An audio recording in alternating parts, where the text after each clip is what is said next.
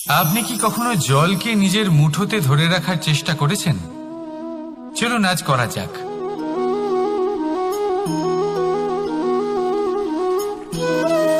যদি আপনি নিজের মুঠো জোরে বন্ধ করেন, জল ধরে রাখতে পারবেন না। যদি আপনি তাকে এমনি বইতে দেন, তাহলে ও নিজের পথ নিজেই করে নেবে, আর আপনার হাতেও থেকে যাবে। আমাদের জীবনও হলো কিছুটা এরকম, জলের মতো। নিজের পথ নিজেই করে নেয় এই জীবন। প্রত্যেক সমস্যার সমাধান নিজেই করে নেয় এই জীবন। তাই জীবনে যখন কোনো পরিস্থিতি আমাদের প্রতিকূল হয়ে থাকে, কিছুই হয়তো আমরা বুঝতে পারছি না, কিছুই যখন বসে থাকে না, তখন আমরা হতাশ হয়ে পড়ি, নিরাশ হয়ে পড়ি। আর এটাই করা উচিত নয়। শান্ত মনে দেখতে হবে যে এই জীবনে আসলে কি ঘটে চলেছে। কষ্ট সবাই ভোগ করেন। কষ্ট পেলে কেউ রেগে যান, রেগে গিয়ে পরাক্রম দেখান। এটাই তো করা উচিত নয়। শান্ত মনে সেটাই করতে হবে যা জীবন আমাদের শেখাতে চাইছে। জীবন আমাদের সব শিখিয়ে দেবে, শুধু মনে রাখবেন কখন প্রয়াস করতে হবে আর কখন আমাদের প্রতীক্ষা করতে হবে, সেটা আগে আপনাকে বুঝতে হবে। তাহলে আসুন আমার সাথে ভালোবেসে বলুন, রাধা রাধা। বাজ পাখিকে পক্ষীরাজ বলা হয়।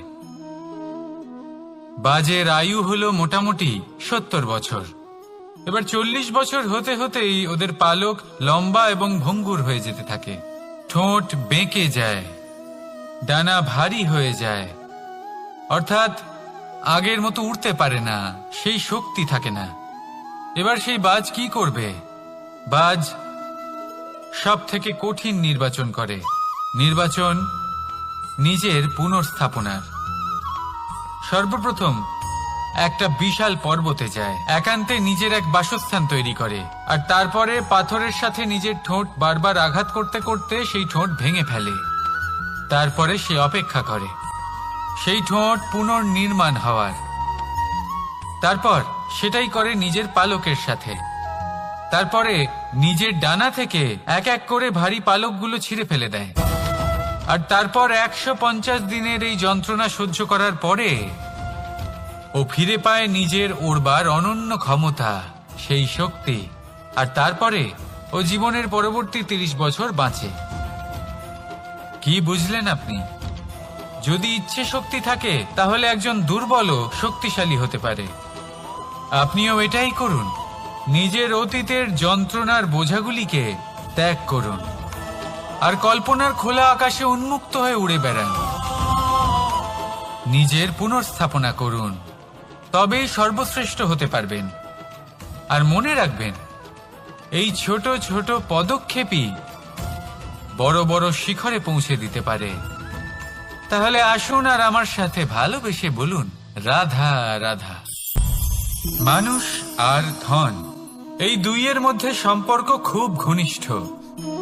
ধন হলো সেই শক্তি যার ব্যবহার মানুষ করে থাকে সাংসারিক বস্তু ক্রয় করার জন্য, নিজের জীবন যাপন করার জন্য।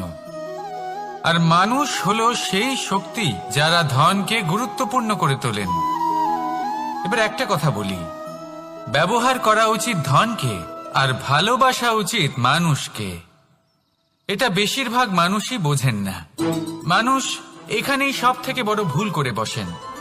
তারা ভালোবাসেন ধনকে আর ব্যবহার করেন মানুষকে। এ হলো অনুচিত। দেখুন, আপনি একটা সূচের দ্বারা যুদ্ধ করতে পারবেন না, আর কোনো তলোয়ার দ্বারা বস্ত্র সেলাই করতে পারবেন না, তাই না? কোনটা কিসের জন্য হয় সেটা বোঝা অত্যন্ত জরুরি। আপনিও সঠিক দিকে অগ্রসর হন। মানুষকে ভালোবাসুন আর ধনকে ব্যবহার করুন। যদি আপনি মানুষকে ব্যবহার করেন, তাহলে আপনি ভালোবেসে ফেলবেন ধনকে।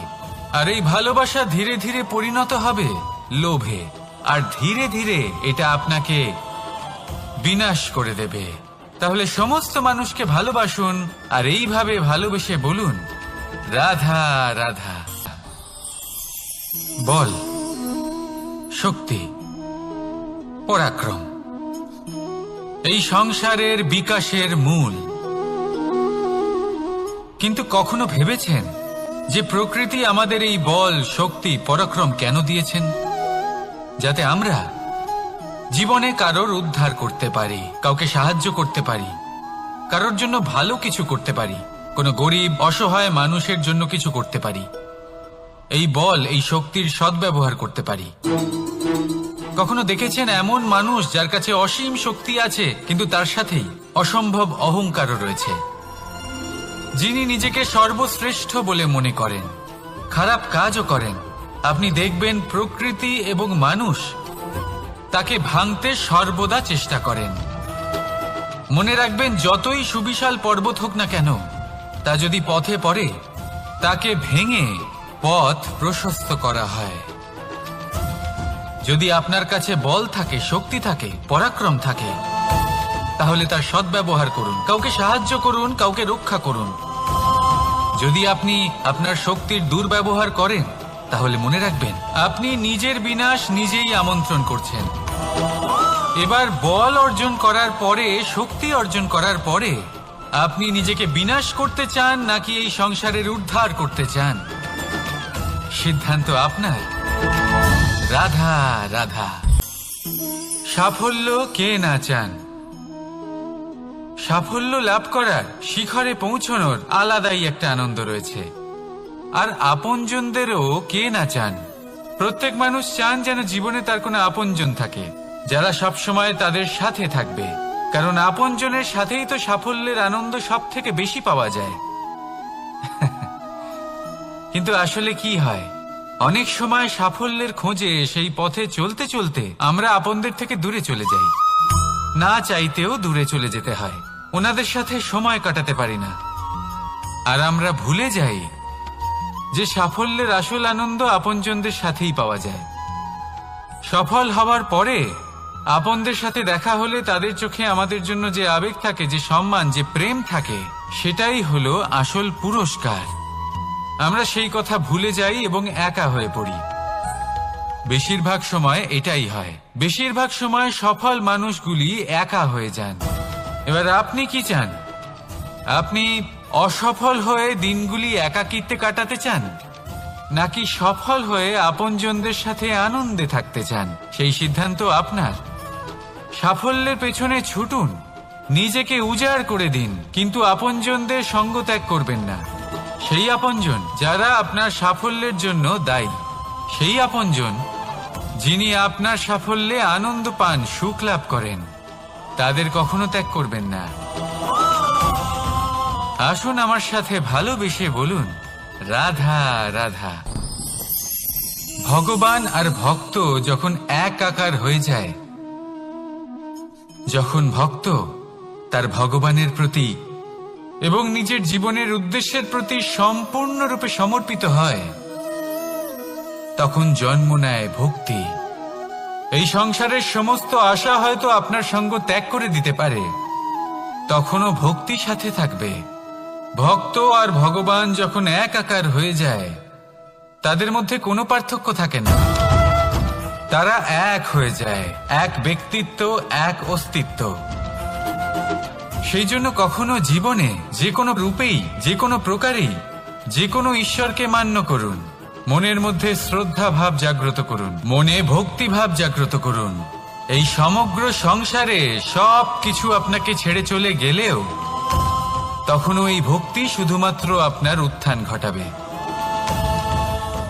তাই মনে ভক্তি জাগ্রত করুন আর আমার সাথে ভালোবেসে বলুন, রাধা রাধা। শব্দই হলো শূন্য, শব্দই হলো আরম্ভ, শব্দই হলো অন্ত, শব্দই হলো অমর, শব্দই হলো ব্রহ্ম। এই শব্দ হলো অত্যন্ত বিশেষ। কেউ কাঁদলে তাকে হাসিয়ে তোলে, কেউ হাসলে তাকে কাঁদিয়ে দেয়। কারোর মনে উদ্দীপনা জাগিয়ে তুলতে পারে, আবার কারোর মনে কাঁটা হয়ে বিঁধে থাকতে পারে। একটা অত্যন্ত গুরুত্বপূর্ণ কথা, যা বোঝা অত্যন্ত আবশ্যক। আপনার মন, আপনার হৃদয় যতই শুদ্ধ হোক না কেন, যতই পবিত্র হোক না কেন, আপনার দৃষ্টিভঙ্গি যতই স্পষ্ট হোক না কেন, যদি আপনার কথা পবিত্র না হয়, যদি আপনার শব্দ শুদ্ধ না হয়, তাহলে তা আপনাকে আপনার কর্মফল ভোগ করতে বাধ্য করবেই। একটা সহজ উদাহরণ দিই। আপনার জীবনে এমন কেউ অবশ্যই থাকবেন যাকে আপনি পছন্দ করেন না, যিনি হয়তো অধর্মী মানুষ, যিনি হয়তো দুর্বুদ্ধি সম্পন্ন মানুষ, কিন্তু তার জন্য অপশব্দ প্রয়োগ করলে তার মধ্যে কোনো পরিবর্তন আসবে না, তার মানসিকতা বদলাবে না, শুধু মনে প্রতিশোধ স্পৃহা জেগে উঠবে, মনে হিংসা জাগবে, আর কিচ্ছু নয়। সেই জন্য নিজের শব্দকে নিয়ন্ত্রণ করুন, নিজের কথা সংযত করুন। শ্রেষ্ঠ থেকে শ্রেষ্ঠতর মানুষকেও সাবধানী হতে হয়, কারণ যদি এই শব্দের প্রয়োগ সঠিক না হয়, তাহলে আজীবন মানুষকে নির্বাক হয়ে থাকতে হতে পারে। তাহলে নিজের শব্দ নিয়ন্ত্রিত রাখুন, নিজের কথাকে শুভ করুন, এতে প্রেমবোধ জাগিয়ে তুলুন, আর সেই প্রেমবোধ নিয়েই বলুন রাধা রাধা। বরদান এবং অভিশাপ, এই দুই হলো একই মুদ্রার দুটি পিঠ। এই বরদান আমরা অনেক কারণে পেতে পারি, কখনো নিজের পরিশ্রমের কারণে, কখনো নিজের তপস্যার কারণে, কখনো আমাদের পূর্বপুরুষদের কর্ম ও তপস্যার কারণে। কিন্তু এই বরদান কতক্ষণ বরদান থাকবে তা আমরা নিশ্চিত করতে পারি না, তা সুনিশ্চিত করে শুধুমাত্র আমাদের কর্ম। যদি আপনাকে উদাহরণ দিই, আপনি রেশমের কীট দেখেছেন? ও বরদান পেয়েছে যে ও নিজের সুরক্ষার জন্য খোলস বানাতে পারে। এবারও তাতে এত মত্ত হয়ে যায় যে এমন এক আবরণ বানিয়ে ফেলে যাতে সে নিজেই আবদ্ধ হয়ে চাপা পড়ে মরে যায়। এটার তাৎপর্য কি? তাৎপর্য খুবই সরল। গর্ব করা খুবই ভালো, কিন্তু অহংকার করা কখনোই উচিত নয়। যদি অহংকার মনের মধ্যে প্রবেশ করে, তাহলে এই বরদান অভিশাপে পরিণত হতে সময় লাগে না। আর যদি কর্মশ্রেষ্ঠ হয়, তাহলে অভিশাপ ও বরদানে পরিণত হয়। তাহলে আসুন শ্রেষ্ঠ কর্ম করুন, আর আমার সাথে ভালোবেসে বলুন রাধা রাধা। সুখ, দুঃখ, মৃত্যু, মহামারী, এগুলো কখনো বলে আসে না, আবার জিজ্ঞাসা করেও আসে না। এমনই হয় দ্রুত ক্রীড়ার এই খেলায়। এক কারাগারের মতো, একটা মাকড়সার জালের মতো। যেমন একটা মাকড়সার জাল একটা পোকাকে নিজের দিকে আসতে আকর্ষিত করে নিজের চমকের দ্বারা, নিজের গঠন দ্বারা, সেরকমই দ্রুত ক্রীড়ার এই খেলা মানুষকে নিজের দিকে আসতে প্ররোচিত করে। শেষে গিয়ে মানুষ আটকা পড়ে। পার্থক্য শুধু এটাই, যখন এক পোকা এই জালে জড়িয়ে পড়ে তখন সে তার প্রাণ হারায়। মানুষ যখন এই দ্রুত ক্রীড়ায় আকর্ষিত হয়, সে নিজের মান, নিজের ধন সবকিছু হারায়, নিজের বিবেক হারিয়ে ফেলে। কিন্তু আপনি আপনার বিবেক কখনোই হারাবেন না। যদি আপনার মনে লোভ চলে আসে, আপনি লোভী হয়ে ওঠেন। যদি আপনি দ্রুত ক্রীড়ার এই খেলায় আটকা পড়েন, তাহলে মনে রাখবেন এই খেলা থেকে ফিরে আসা প্রায় অসম্ভবই বলা যায়। নিজের বিবেক কখনো হারাতে দেবেন না, কারণ বিনাশ আসার প্রথম লক্ষণ হলো বিবেকের বোধ চলে যাওয়া। এই প্ররোচনায় কখনো পা দেবেন না। আর আমার সাথে ভালোবেসে বলুন রাধা রাধা। বিজয়, বিজয় লাভের জন্য মানুষ কি না করে থাকে, যে কোনো সম্ভাব্য প্রচেষ্টা করে। কিন্তু নিজের বিজয় লাভের জন্য বাজিতে যা ইচ্ছে তাই রেখে দেওয়া কি উচিত কাজ? কখনোই নয়।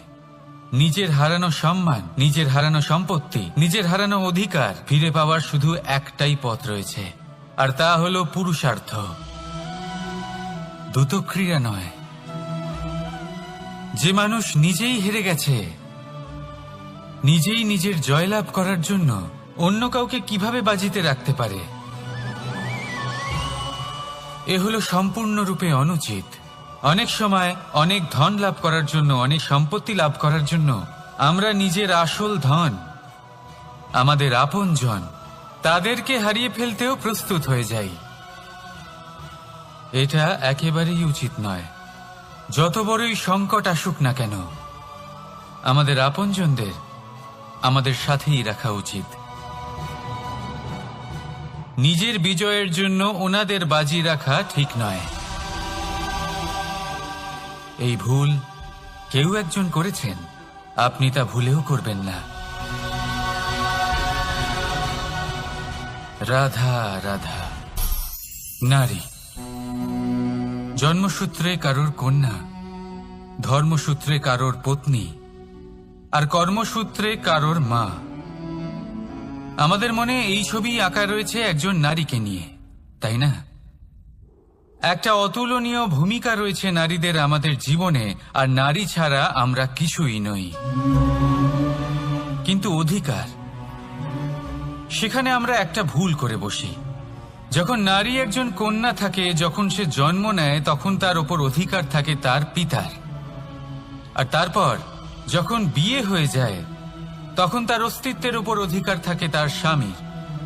আর যখন তিনি মা হন, তখন নিজেই তিনি জীবনের সমস্ত অধিকার দিয়ে দেন তার সন্তানকে। কিন্তু আমরা কি কখনো এটা ভেবেছি এই জীবন হলো তার নিজের? যে নারী সবার কল্যাণ করছেন, তার জীবনের অধিকারও তার কাছেই থাকা উচিত, তাই না? তার নিজের জীবনের সিদ্ধান্ত সে নিজেই নিতে পারেন, নিজেই নিজের ভাগ্যের রচয়িতা হতে পারেন। আর এর জন্য আমাদের নিজেদের পাল্টাতে হবে, দৃষ্টিভঙ্গি পাল্টাতে হবে। কারণ এই ধারণা সেটা আজ বা কালকের ব্যাপার নয়, এটা ঘটে চলেছে বহু বছর ধরে, আর চলতেই থাকবে যদি আমরা এটা না বদলাই। আর এটা তখনই সম্ভব হবে যখন আমরা নিজেদের মধ্যে পরিবর্তন আনব। তাই আজকের পর থেকে, এই মুহূর্ত থেকে, কোনো নারীর ওপর অকারণ অধিকার স্থাপনের আগে সহস্রবার ভেবে দেখবেন। কারণ যখন নারী নিজের অধিকার কেড়ে নিতে বাধ্য হবেন, তখন শুধু এবং শুধুমাত্র বিনাশই ঘটবে। রাধা রাধা।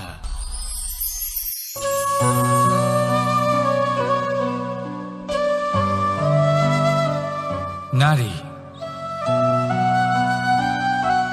পুরুষরা যাকে নাম দিয়েছেন ত্রিয়া, কেন দিয়েছেন, কে দিয়েছেন, কেউ তা জানে না।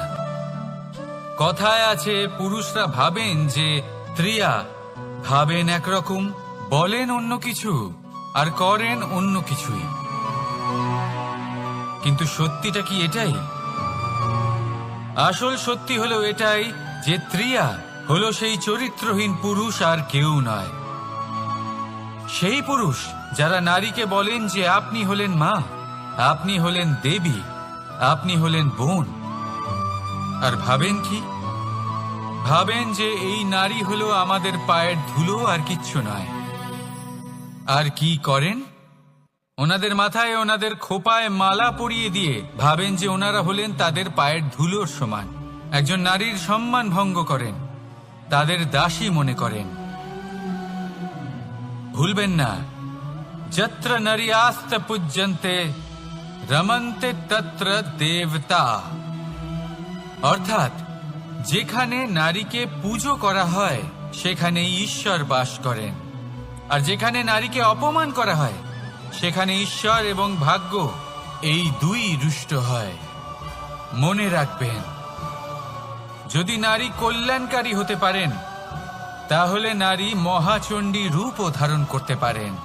যদি একজন নারী মাতা হয়ে জন্মদান করতে পারেন, তাহলে নারী মৃত্যু হয়ে বিনাশও করতে পারেন। যেখানে নারী অপমানিত হবেন, সেখানে মহান ভারতও মহাভারতের পথে অগ্রসর হতে পারে। তাই মনে রাখবেন, নারীর অপমান যেন কখনোই না ঘটে। আর যদি কোথাও নারীর অপমান হয়, তার অর্থ হলো আপনার বিনাশ আপনার দিকেই আসছে। আর এটা হলো তার প্রথম পদক্ষেপের প্রথম পদধ্বনি। রাধা রাধা। যদি সন্তান কোনো দুষ্কর্ম করে, তাহলে সেই অপরাধ শুধু কি সেই সন্তানের, না, যদি সন্তান দুষ্কর্ম করে তাহলে অপরাধী তার মাতা পিতাও, যারা পুত্রমোহর কারণে সেই অনুচিত কাজে তাকে বাধা দেননি। অপরাধী হলেন তার পিতামহ, যিনি নিজের কর্তব্যবোধের কারণে নিজের পরিবারের যত্ন নেননি, যিনি সন্তানকে কখনো শাস্তি দেননি। অপরাধী হলেন তার সেই গুরুও, যিনি নিজের শিষ্যের সেই দুষ্কর্ম দেখেও তাকে প্রতিহত করতে পারেননি।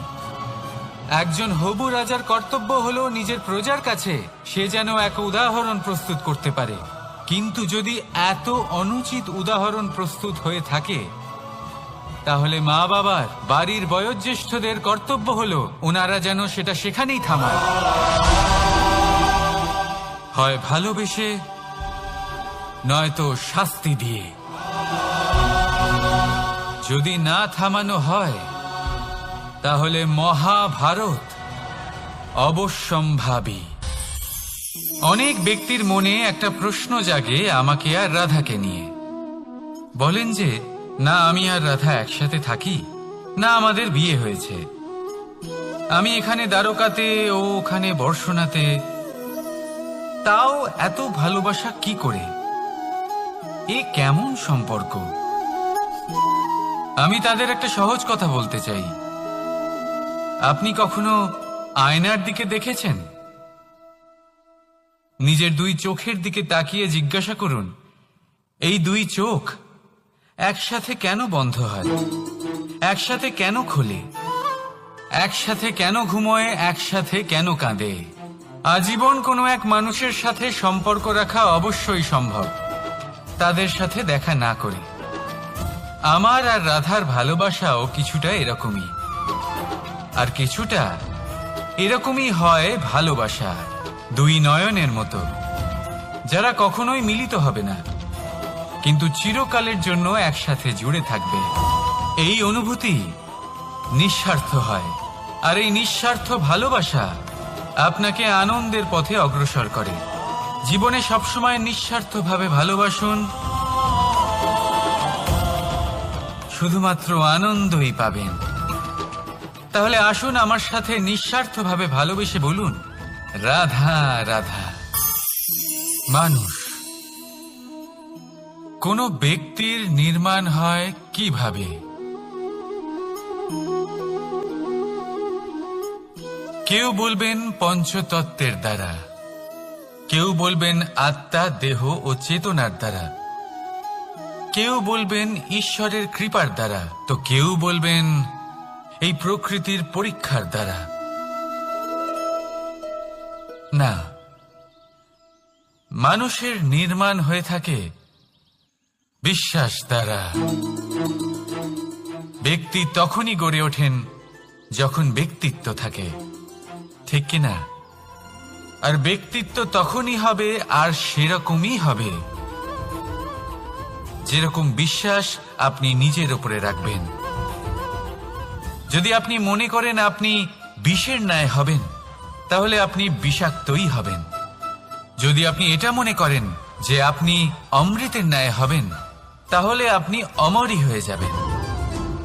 যদি আপনি নিজের উপরে বিশ্বাস রাখেন যে আপনি সংসারের সব থেকে উঁচু পর্বতের শিখরে পৌঁছতে পারবেন, তাহলে আপনি অবশ্যই পৌঁছবেন।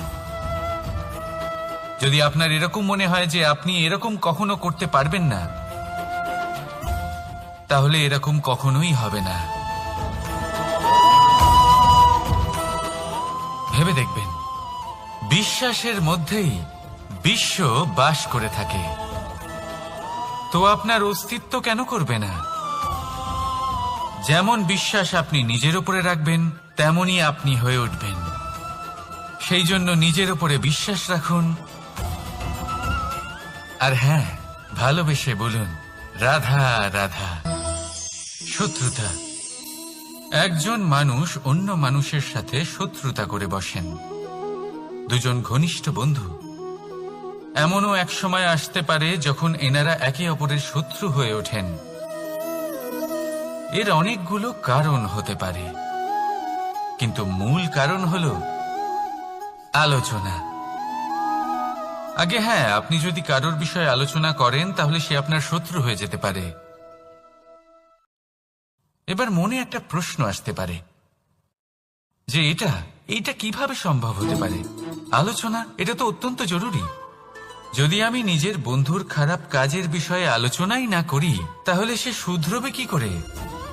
এ কথা সত্যি যে আলোচনা আবশ্যক, কিন্তু তার থেকেও বেশি গুরুত্বপূর্ণ এবং আবশ্যক হলো আপনার এই সিদ্ধান্ত এটাই যে আপনার এই আলোচনা কোন স্থানে করবেন। যদি এটা সবার সামনে করবেন ভাবেন, তাহলে তা অপমানও হয়ে যেতে পারে। যদি এটা আলাদাভাবে করেন তাহলে তা পরামর্শ হয়ে যায়। অপমান কেউ স্বীকার করতে পারেন না, কিন্তু পরামর্শ সকলের ভালো লাগে। তাহলে যদি আপন কারোর জন্য ভালো কিছু চান, কাউকে শুধরে দিতে চান, আর আপনার মনে হয় আলোচনা আবশ্যক, তাহলে সর্বপ্রথম সময়, পরিস্থিতি আর স্থানের কথা মনে রাখবেন। নয়তো এই আলোচনা আপনাকে খুব ভোগাতে পারে। তাহলে আসুন আমার সাথে ভালোবেসে বলুন, রাধা রাধা। আপনার জীবনেও কি সমস্যা রয়েছে? অবশ্যই থাকবে। প্রত্যেকের জীবনেই সমস্যা থাকে। প্রত্যেক মানুষ জিজ্ঞাসাও করেন যে এই সমস্যা আসলে কি আর কেন আসে এ জীবনে। আপনাকে একটা কথা বলে দিই যে সমস্যা আসলে সেটা নয় যা আপনার পথে বাধা সৃষ্টি করে, বরং সমস্যা হলো সেটাই যেটা আপনি তখন দেখতে পান যখন আপনার একাগ্রতা আপনার পথ থেকে, আপনার লক্ষ্য থেকে সরে যেতে থাকে। আর এই সমস্যাগুলি দূর করার জন্য, এর সমাধান করার জন্য একটাই পথ আছে। নিজের সমস্ত ভাবনা আরো একবার একাগ্র করুন নিজের পথের দিকে, নিজের লক্ষ্যের দিকে। আপনার সমস্ত ভাবনা যদি কেন্দ্রীভূত হয় নিজের লক্ষ্যে, তাহলে এই সমস্যা দূরে থাকবে। যদি এরকম না হয়, যদি আপনার মন একটু অন্যদিকে চলে যায়, তাহলে এই সমস্ত সমস্যা আবার সামনে চলে আসে আর বাড়তেও থাকে। দেখুন, যেখানে আপনার লক্ষ্য রয়েছে, বান যদি সেখানেই চালাতে হয়, তাহলে দৃষ্টি তো সেদিকেই রাখতে হবে। তবেই তো আপনি সেই লক্ষ্য ভেদ করতে পারবেন। সেই জন্য মনে রাখবেন, সর্বদা লক্ষ্য রাখবেন নিজের পথে, সেই পথেই সামনে এগোতে থাকুন নিজের লক্ষ্যের দিকে। আপনি যত সামনে এগোতে থাকবেন এই সমস্যা তত পিছিয়ে যাবে। তাহলে আসুন আমার সাথে ভালোবেসে বলুন, রাধা রাধা। এই পাখিরা সত্যি খুব সুন্দর, আমার খুব ভালো লাগে। আপনি নিশ্চয়ই শুনে থাকবেন যে কিছু পাখির কাছে ডানা অবশ্যই থাকে, কিন্তু উড়তে পারে না। তারা চায় উঁচু আকাশে উড়ে বেড়াতে এবং মেঘেদের সাথে কথা বলতে, করতেই পারে না। এবার এই সংসারেও পাওয়া যায় ঘুড়িও। এদের মধ্যে না জীবন আছে, না প্রাণ আছে, আর না আছে ডানা, কিন্তু এরা আকাশের সাথে কথা বলে, হাওয়ার বেগের সাথে কথা বলে, আনন্দ করে, উৎফুল্ল হয়ে ওঠে। আকাশে জীবনের কিছু মুহূর্ত কাটায়। তার কারণ কি হতে পারে? কারণ হলো সুতো। এই সুতো যদি সঠিক হাতে থাকে, তাহলে এই কাগজের তৈরি ঘুড়িও আকাশের উচ্চতায় উড়ে বেড়াতে পারে। এবার এই সুতো আসলে কি? এই সুতো হলো আসলে ভালোবাসা। এই সুতো হলো আসলে বিশ্বাসের। আর এটা আপনি দিয়ে থাকেন তাদের হাতে যাদের আপনি বিশ্বাস করেন, যাদের আপনি নিজের সর্বস্ব দিয়ে দেন। ভেবে দেখুন, এই ভালোবাসা আর বিশ্বাসের সুতো আপনি যদি সঠিক মানুষের হাতে দিয়ে দেন, তাহলে আপনি অনেক উচ্চতায় উঠতে পারবেন, আকাশের উচ্চতায় উড়ে বেড়াতে পারবেন, মেঘের সাথে কথা বলতে পারবেন, পাখিদের মতো উড়তে পারবেন, যা ইচ্ছে তাই করতে পারবেন। শুধু এই মানুষ সঠিক হতে হবে, এমন একজন মানুষ যার মনে আপনার জন্য ভালোবাসা রয়েছে, এমন এক মানুষ যার মনে কোনো স্বার্থ নেই, যিনি পরোপকারী, এমন একজন ব্যক্তি যিনি আপনার অস্তিত্বকে বাইরে নিয়ে আসতে পারবেন, তাকে উজ্জ্বল করে তুলবেন। তাহলে ভালোবাসুন, আনন্দ করতে থাকুন, আর এই আনন্দ সহকারে বলুন, রাধা রাধা। আমরা সকলে এমন ব্যক্তির সাথে থাকতে চাই যারা খুব মিষ্টি কথা বলেন, যাদের ব্যবহার আমাদের ভালো লাগে, যারা দেখতে সুন্দর হন, যাদের আমরা পছন্দ করি। আর সবসময় এমন ব্যক্তির থেকে দূরে থাকতে চেষ্টা করি যাদেরকে আমরা পছন্দ করি না, যাদের কথা আমাদের খারাপ লাগে, যাদের কথা একটু কঠোর হয়। আমরা সবসময় চেষ্টা করি এদের থেকে দূরে থাকার, ঠিক কিনা? কিন্তু যদি বাস্তবটা দেখি, তাহলে এই কঠোরতা জীবনে শান্তির প্রলেপ দেয়। ওষুধও একটু কড়াই হয়, কিন্তু এ কি করে? আমাদের সুস্থ করে তোলে। ঠিক সেইভাবেই ভালোবাসার এই অধ্যায় একটু কঠিন, একটু কড়াও মনে হতে পারে, কিন্তু এর ফল সবসময় আপনাদের স্বাস্থ্যের পক্ষে ভালোই হয়। সেই জন্য যদি কেউ আপনার নিন্দে করে, আপনাকে কড়া কথা শোনায়, আপনার ব্যাপারে আলোচনা করে, তার মানে এটা নয় যে সে আপনার শত্রু। হতে পারে তিনি আপনার বন্ধু হন, আপনার জন্য ভালো চান, আপনাকে শুধরে নিতে চান, আপনার মধ্যে কোনো পরিবর্তন দেখতে চান। সেই জন্য কখনো কারোর কথা শুনে বা কাউকে দেখে প্রাথমিকভাবে এই সিদ্ধান্ত নেবেন না যে তিনি আপনার শত্রু হন নাকি আপনার বন্ধু হন।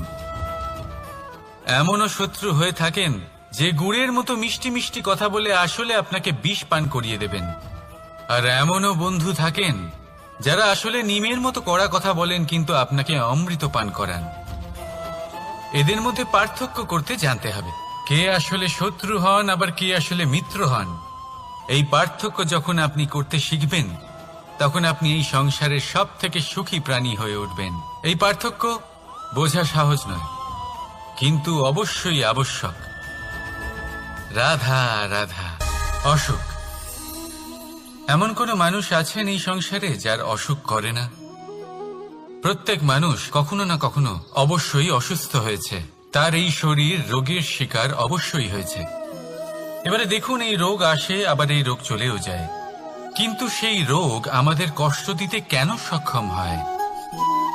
কারণ হলো স্বচ্ছতা।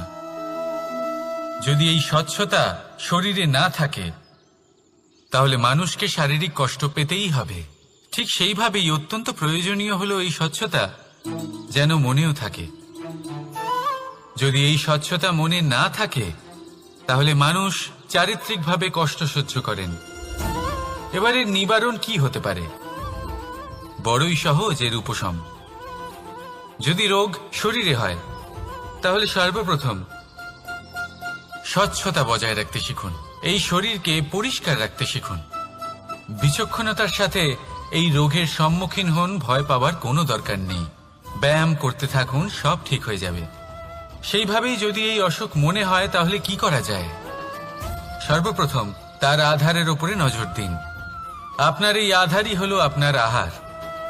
যা আপনি আহার করবেন সেরকমই মানুষ হয়ে উঠবেন। সেইভাবেই আপনি যেরকম ভাবেন সেরকমই মানুষ হয়ে উঠবেন।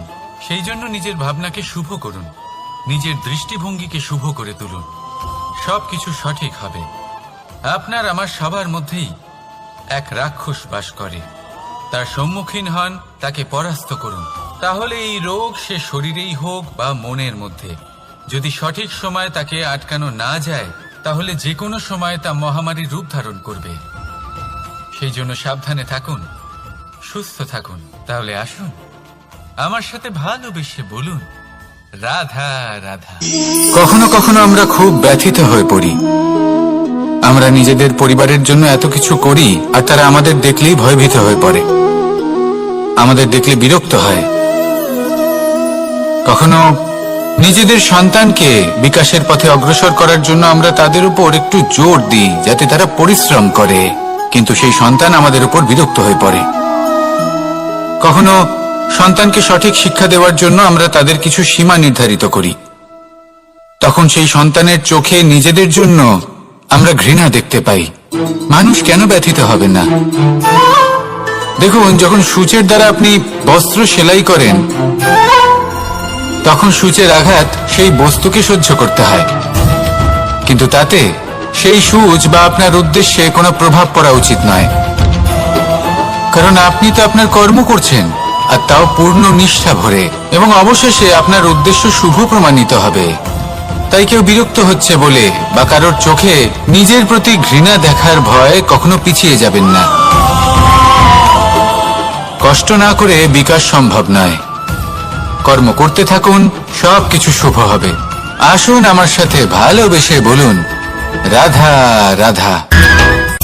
মাতা পিতার মনে সবসময় এই বাসনা বাস করে যে ওনাদের সন্তানের যেন মঙ্গল হয়। নিজের সন্তানকে সেই সবকিছু দেওয়ার সবসময় চেষ্টা করতে থাকেন যেগুলো তারা নিজেরা নিজেদের জীবনে কখনো পেতে পারেননি, এবং এই প্রক্রিয়ায় সবথেকে গুরুত্বপূর্ণ বিষয়টি ভুলে যান, নিজের সন্তানকে সেই জিনিস দেওয়া যেটা উনি সবথেকে আগে পেয়েছেন। আমি ধনের কথা বলছি না, আমি বলতে চাইছি নিজের অভিজ্ঞতা দ্বারা ওনারা যে মানসিক স্থিতি লাভ করেছেন, ওনারা যে মর্যাদা লাভ করেছেন, যে শিক্ষা ওনারা লাভ করেছেন, সবার আগে নিজের সন্তানকে সেটা দেওয়া প্রয়োজন। সেটা যদি নিজের সন্তানকে দিতে পারেন, তাহলে এই সন্তান জীবনে তার পথে এগোতেও পারবে, ধন অর্জন করতে পারবে এবং শক্তিশালী অনুভবও করতে পারবে। সেই জন্য সন্তানকে সবার আগে সেটা দান করুন যেটা সব থেকে বেশি মূল্যবান। সেটা দিন যেটা আপনি সবার আগে লাভ করেছেন। আসুন আমার সাথে ভালোবেসে বলুন, রাধা রাধা। ধন, সম্পদ, ঐশ্বর্য, মানুষ হয় নিজের সৌভাগ্যের দ্বারা এগুলো লাভ করে থাকেন বা কর্মের দ্বারা। সৌভাগ্য আসলে কি? গ্রহের দশা যা প্রত্যেক মুহূর্তে বদলাতে থাকে। কর্মের মাধ্যমে যখন আপনি ধন অর্জন করেন, তখন সেই ধন আপনার আগামী প্রজন্ম লাভ করে। সেটা হয় সে ভোগ করে বা তার জন্য তার ভোগান্তি হয়, আর এটা নির্ভর করছে আপনার কর্মের ওপরে। কি কর্ম করেছেন আপনি সেই ধনকে লাভ করার জন্য? যদি আপনি সৎ পথে চলেন, নিষ্ঠা ভরে আপনি কর্ম করে থাকেন এবং তার ফলে আপনি ধন অর্জন করে থাকেন, তাহলে আপনার আগামী প্রজন্ম সেটা ভোগ করবে, সেটা প্রয়োগ করবে নিজের বিকাশের জন্য। কিন্তু যদি আপনি কুকর্ম করে থাকেন, কোন রকম ছলনা করে থাকেন এই ধন লাভ করার জন্য, তাহলে 100% আপনার আগামী প্রজন্মকে এর জন্য ভুগতেই হবে। তাহলে আপনি কি চাইবেন? যে আপনার আগামী প্রজন্ম সুখ ভোগ করবে, নাকি আপনার কুকর্মের পরিণাম ভোগ করবে? নির্বাচন আপনারই। আসুন আমার সাথে ভালোবেসে বলুন, রাধা রাধা। কর্ণ, সূর্যপুত্র কর্ণ, স্বয়ং সূর্যের পুত্র, দেবী কুন্তির প্রথম পুত্র। সেই কর্ণ যার একটি বাণ আমার রথকে, সেই রথ যার ওপর মহাবলী অর্জুন বিরাজমান ছিলেন, যার পতাকায় স্বয়ং হনুমান ছিলেন, সেই রথকে তার একটি বাণ ধসিয়ে দিতে পেরেছিল। দৈব কবচ কুণ্ডলধারী কর্ণ, সেই কর্ণ যুদ্ধক্ষেত্রে নিজের সমাপ্তির সম্মুখীন হলেন। কারণ কি ছিল? নির্বাচন। দুর্যোধনের সাথে বন্ধুত্ব রাখার জন্য তার অনুচিত কর্মে কোনোদিন কোনো প্রতিবাদ করেননি, তাকে সঙ্গ দিয়েছেন এই নির্বাচন। যখন দ্রৌপদীর বস্ত্রহরণ হচ্ছিল, তখন তাকে বাধা দেওয়ার বদলে নীরব থাকার নির্বাচন, তার বিরোধিতা কখনো না করার নির্বাচন। এই নির্বাচনই কারণ হয়ে দাঁড়ালো কর্ণের পতনে। এই সংসারে সবার উপকার আপনি স্বীকার করতে পারেন, তাকে সম্মানও করতে পারেন, কিন্তু তার সামনে এতটাও নত হবেন না যে নিজের অন্তর্মনের কথাটা আপনি শুনতে না পান। নির্বাচন যদি ধর্মসঙ্গত হয়, তবেই তা শুভ হয়। আসুন আমার সাথে ভালোবেসে বলুন, রাধা রাধা।